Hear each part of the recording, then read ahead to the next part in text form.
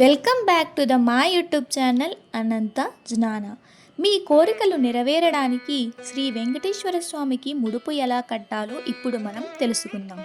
వెంకటేశ్వర స్వామికి ముడుపు శనివారం రోజు ఉదయం నిత్య దీపారాధన చేసి ముందుగా వినాయకుడికి మీ కోరికను చెప్పుకొని స్వామివారికి ముడుపు కడుతున్నాను, నా సంకల్పము నెరవేరాలి అని నమస్కారం చేసుకోవాలి.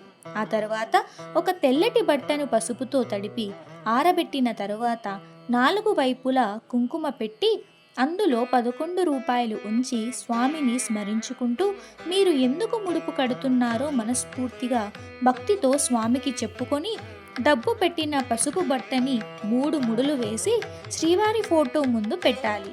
కోరిక తీరాక ముడుపుతో దర్శనానికి తిరుమల వస్తానని ముందే మాట ఇవ్వాలి. ఆ తరువాత వెంకటేశ్వర స్వామి అష్టోత్తరం గోవిందనామాలు చదువుకోవాలి. శ్రీవారికి హారతి ఇచ్చాక ముడుపుకి కూడా హారతి ఇవ్వాలి.